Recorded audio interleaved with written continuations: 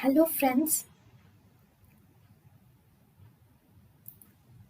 welcome to Creative Medicine. In this lecture, we will learn about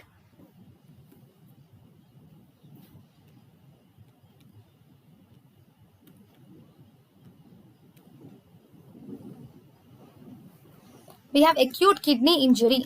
So in acute kidney injury, almost 30% of ICU admissions are due to acute kidney injury. So in the acute kidney injury, we have a criteria called as Rifles criteria. According to Rifles criteria, R for kidney at risk, I for injury, R for risk, I for injury, F for failure,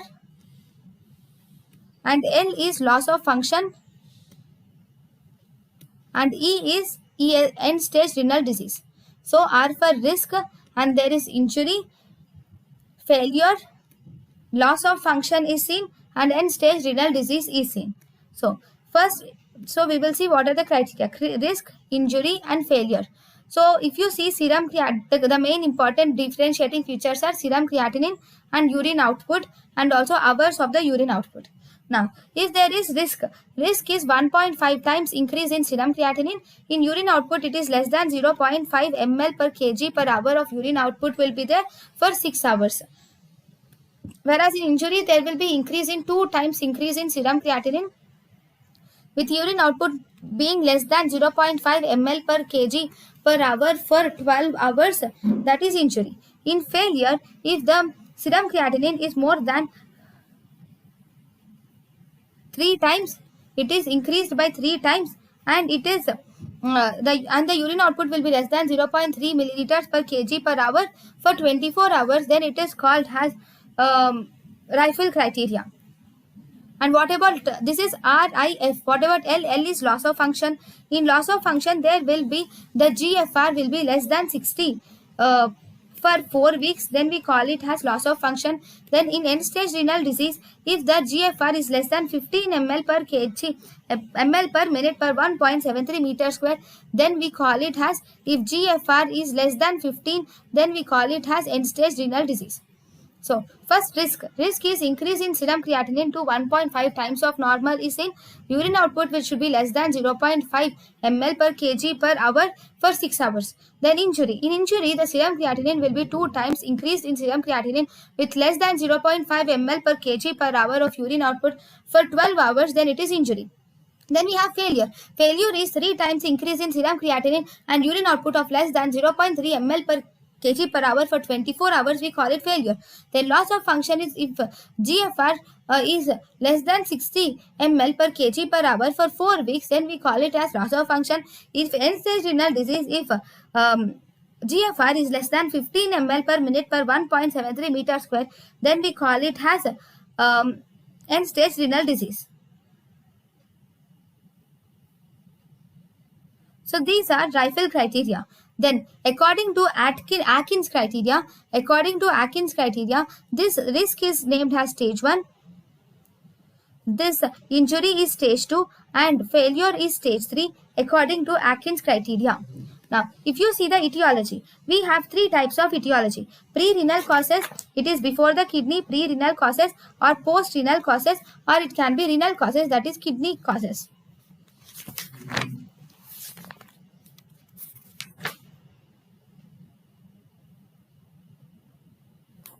So first we will see post-renal causes. So in post-renal causes of acute kidney injury, in post-renal causes, first and foremost, we have 2 important things: renal vein thrombosis and benign prostatic hyperplasia. So first we will see renal vein thrombosis. Renal vein thrombosis is a post-renal variety of renal shutdown. Here, this renal vein thrombosis is most commonly seen in membranous glomerulonephropathy. You will see renal vein thrombosis. That is in adults. In child, it is seen in dehydration. Okay, then renal vein thrombosis in adults, it is seen in membranous glomerulopathy, and in children it is seen in dehydration. And if you see the clinical features, unilaterally there is increase in painful kidney will be seen, increase in size of the kidney with painful kidney will be said, and the patient will have oliguria and also anuria will be seen, and the patient will have chest pain, and also vomiting will be seen in the patient with hiccups. The patient will have unilateral increase in painful kidney. Unilateral painful kidney will be there with oliguria, anuria, chest pain, vomiting, and hiccups are seen. In renal vein thrombosis, investigation of choice for renal vein thrombosis is USG, or Doppler is the investigation of choice in renal vein thrombosis. Treatment is we should give heparin, which is unfractioned heparin can also be given. For renal vein thrombosis, most common cause of renal vein thrombosis in adults it is membranous glomerulonephritis. In children, the most common cause of renal vein thrombosis is dehydration. Then we have benign prostatic hyperplasia. Benign prostatic hyperplasia is most commonly seen in 60 to 70 years of age with poor urinary stream and weak stream during straining. And the patient will have urinary retention and hematuria. Then investigation of choice for benign prostatic hyperplasia is there will be uroflowmetry will be seen. The main investigation of choice are uroflowmetry with USG abdomen will be seen. Uroflowmetry with USG abdomen will be seen, which are the investigation of choice. Then in treatment of choice, we can do TURP can be done. It is transurethral resection of prostate using holmium laser. Transurethral resection of prostate using holmium laser can be used. Then sometimes even bilateral ureteric fibrosis can also lead to renal failure. So bilateral ureteric fibrosis. If there is bilateral ureteric fibrosis, it can occur due to connective tissue disorder. It can occur due to connective tissue disorder like scleroderma, or it can occur due to bleomycin, and it can occur due to methysargite. So, bilateral ureteric fibrosis. Bilateral ureteric fibrosis can occur due to connective tissue disorder, which is scleroderma. It can occur due to bleomycin, and it can occur due to methysargite. Connective tissue disorder like scleroderma, bleomycin, and methysargite will result in bilateral ureteric fibrosis. Then, these are the pre-renal causes. Now, if you see the renal causes of acute kidney injury. In renal causes of acute kidney injury, one we have black water fever. We have black water fever. This black water fever is caused by Plasmodium falciparum. It is caused by Plasmodium falciparum. Here, this Plasmodium falciparum will result in massive hemolysis, which will result in hemoglobinuria, and thus it causes black urine. So, this is black water fever. This is a renal cause of acute kidney injury. Renal cause of acute kidney injury can also occur due to rhabdomyolysis. Why rhabdomyolysis? In rhabdomyolysis, the myoglobin which is present in the muscle, this will get converted to red color urine and it will block the tubules. And this is myoglobinuria. Okay, this is seen in rhabdomyolysis where there is breakdown of the muscles. Then there can be contrast-induced nephropathy also. In contrast-induced nephropathy also, you will see the acute kidney injury. So, in contrast-induced nephropathy, in this the coronary angiography will occur. If you do coronary angiography, you will see that the kidney function while doing coronary angiography. While doing coronary angiography, you will give contrast to the patient, right? So, during coronary angiography, you will see that the kidney function tests are deranged. If you see that the kidney function tests are deranged in coronary angiographic patients, then you should give intravenous fluids are given along with furosemide are given. Furosemide drip is given along with that N-acetylcysteine should be given to the patient. You should give intravenous fluid with furosemide with N-acetylcysteine is given to the patient. Next, we have tumor lysis syndrome. So, in tumor lysis syndrome, so if you are giving chemotherapy to the patient due to any of the disease like acute lymphoblastic leukemia, or it can be due to Burkitt's lymphoma, any of the reason, if you give chemotherapy, then the cells will burst out. Because of the bursting out of cells or death of the cells contain increased potassium. So, potassium will come out and also phosphate will increase and there will be decreased calcium. Okay, so also one more important thing is the cells contain DNA. DNA will break down and uric acid will also increase. So as a result, there will be increased ureter nephropathy will be seen. So these are seen in tumor lysis syndrome. So if there is tumor lysis syndrome, what do you do? If there is tumor lysis syndrome, number one, you should give IV fluids. Treatment is first for IV fluids are given first. Then you should give furosemide drip obviously to dilute the urine and to let all these potassium phosphate to flush out in the urine, you should give furosemide drip. Along with that, for uric acid, there is increased uric acid, so you should give an antagonist, which is rasburicase, which will break down the uric acid, should be given. Along with that, you should give allopurinol, should be given, which will inhibit the new uric acid formation. Allopurinol is given, and you should also alkalinize the urine. So, in tumor lysis syndrome, you should give IV fluids. Furosemide are given. Furosemide diuretics are given with IV rasburicase, IV allopurinol, and alkalinization of urine should be done.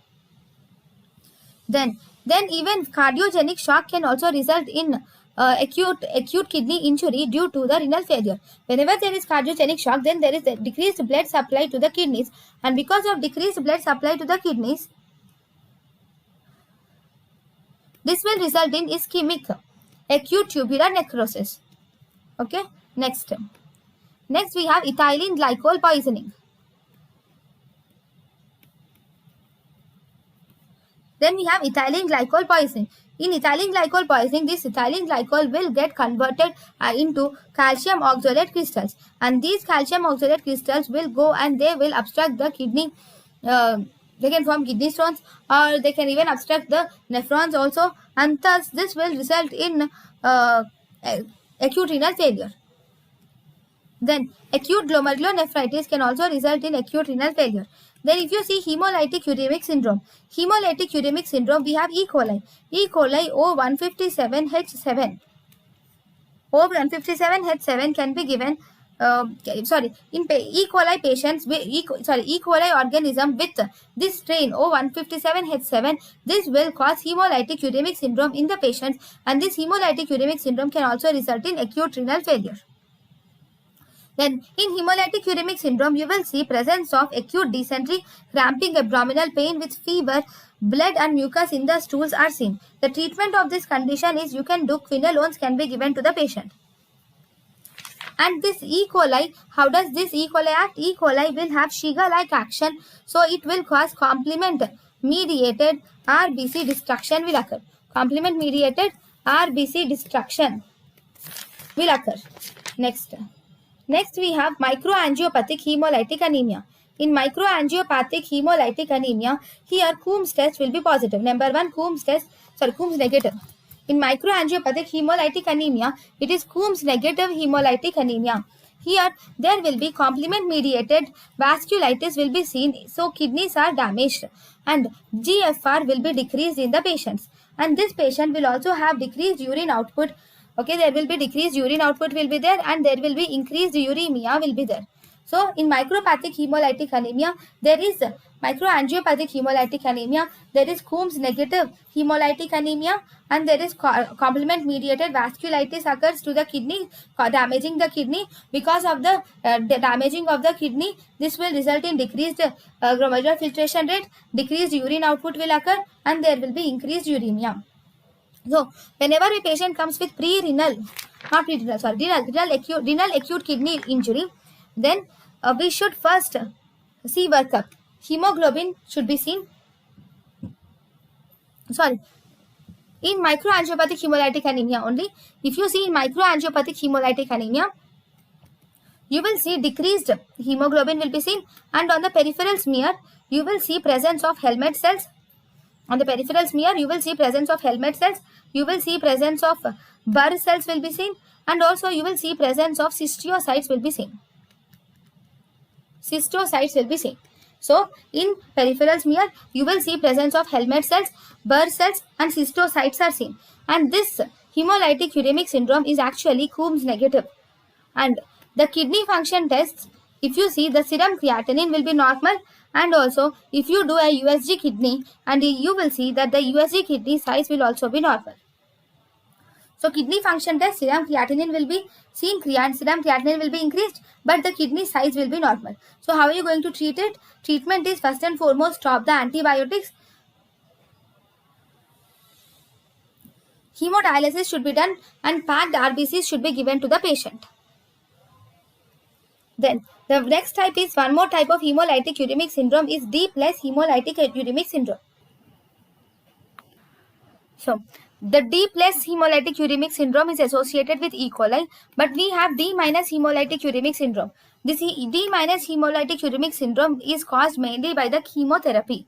So chemotherapy will cause this D minus hemolytic uremic syndrome. The treatment of this is IV immunoglobulins are given for this patient. And in D minus hemolytic uremic syndrome, you should give IV immunoglobulins, and then you can also do hemodialysis can be done to the patient, and packed red blood cells should be given because to counteract anemia. So these are the important things about renal acute kidney injury. Then we have pre-renal acute kidney injury. In pre-renal acute kidney injury, we have burns, then we have bleeding, that is esophageal varices, then there is distributive shock, and then the patient will have septic shock, and then the patient will has acute pancreatitis, then there can be renal artery stenosis, nephrotoxic drugs, all these, and also atheroembolic disease. So what can cause pre-renal acute kidney injury? Burns, bleeding due to esophageal varices, distributive shock, septic shock, acute pancreatitis, renal artery stenosis, nephrotoxic drugs like amphotericin B, cyclosporin, NSAIDs, and thiazolidinediones. All these along with hepatorenal syndrome, atheroembolic kidney disease. So all these will result in acute kidney injury.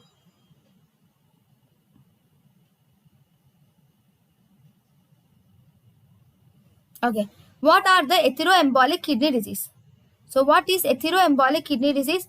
Atheroembolic kidney disease is actually a complication of coronary artery disease, coronary artery angiography. So after you do coronary artery angiography, so this, while you are doing coronary artery angiography, the plaque can be already present in the blood vessels. This plaque will rupture. Okay, the plaque which is present will rupture, and this will form emboli which will go to different areas of the body and they get deposited. Okay, now in atheroembolic kidney disease, this is a complication of coronary angiography, and if this thrombi come and lodged in the pre-renal areas, it will result in hepatorenal syndrome. If it gets lodged in the renal area, it will result in hemolytic uremic syndrome. If it is lodged in the post-renal area, it will result in renal vein thrombosis. So if you see the clinical features, in the clinical features, the patient will have renal shutdown with post-angiography will be seen. And now let us now learn about, come back to the acute kidney injury. So what are the clinical features of acute kidney injury? In acute kidney injury, number one important thing that is happening here is there is increased urea. Because of increased urea, there is irritation of diaphragm is seen. Because of increased urea, you will see that there will be irritation of diaphragm, will see. Because of irritation of diaphragm, you will see presence of hiccups in the patient, you will see, and there will be irritation of pericarditis. Pericardium will be seen causing pericarditis. This pericarditis will result in cough, and increased urea will cross blood-brain barrier, and it will result in encephalopathy in a patient, and asterixis can occur. Okay, then increased urea can also result in can also cause irritation to stomach mucosa. Whenever it causes irritation to stomach mucosa, it can cause vomiting. So these are the main things which occur due to increased urea. Increased urea causing irritation to stomach mucosa, causing vomiting. Increased urea causing irritation to diaphragm, causing hiccups. Increased urea causing irritation to pericardium, or it causes pericarditis leading to chest pain. Increased urea crosses the blood-brain barrier leading to encephalopathy, and it can also lead to asterixis. Then in these patients, GFR will decrease. Whenever GFR decreases, renin will increase. And it can also result in hypertensive encephalopathy. It can result in hypertensive encephalopathy of 220 to 130. And it will also result in papilledema also. So it will result in increased renin, hypertensive encephalopathy, and papilledema will occur mainly due to the decreased GFR, and there will be volume overload. So the patient will develop edema, puffing of eyes, and dyspnea, and also there will be anuria. When do you call it as anuria? If it is less than 100 ml per day, we call it as anuria. Then if you see workup, in that kidney function test, if you see serum creatinine is increased. Okay, in kidney function test, serum creatinine is increased. Then electrolytes are almost normal, except that there will be decreased sodium and there will be potassium will increase. It's not normal actually. Yeah, if there will decrease the sodium, there will be increased potassium will be there, and also there will be increased volume. This is hypervolemic condition. So in electrolytes, there will be decreased sodium, increased potassium, and hypervolemic hyponatremia. So you will see hypervolemic hyponatremia and hyperkalemia is seen in kidney injury. Then if you see ECG, in ECG there will be ST segment will increase, and you will see presence of tall tented T waves will be seen in ECG. Tall tented T waves will be seen in ECG. Why? Because of this potassium. Increased potassium will result in tall tented T waves. Then if you see ultrasonography, you can do ultrasonography. You will have to do to rule out the post-renal causes, especially the kidney stones. All those should be ruled out, can be ruled out by ultrasonography. Then you can do ABG. If you do ABG, you will see presence of metabolic acidosis. So in the metabolic acidosis, there will be pH will be less than 7.35 and HCO3 will be less than 22. pH will be less than 7.35 and HCO3 will be less than 22. So pH will be less than 7.35 and HCO3 will be less than 22. Then if you see fractional excretion of sodium, in fractional excretion of sodium,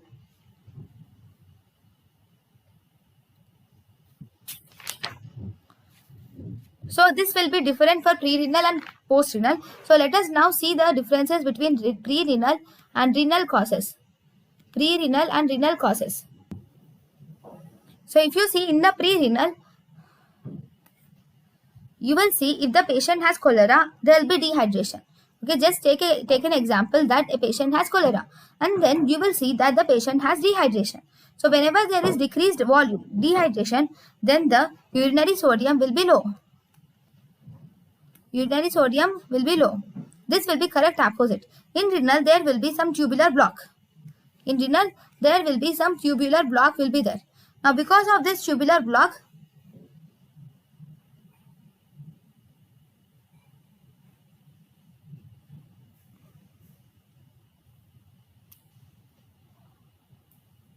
not actually tubular block, let us say take one more situation.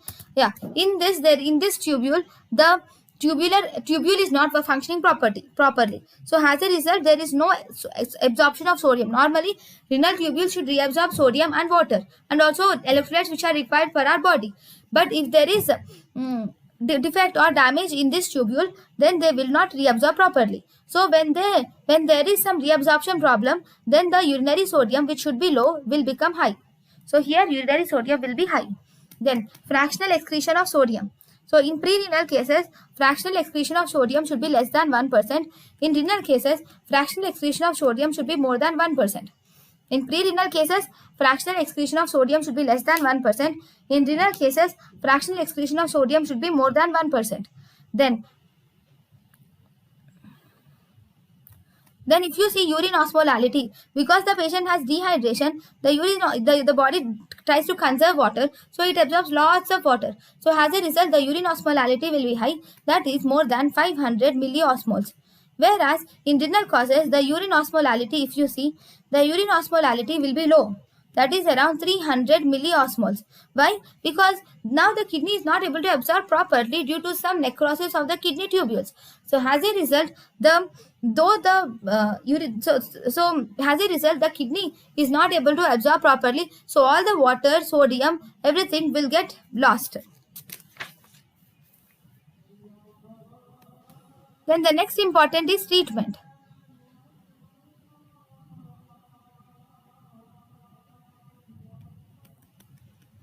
Then in the treatment, you will have to see input fluids. How much fluids will you take? The fluids which we take is urine output.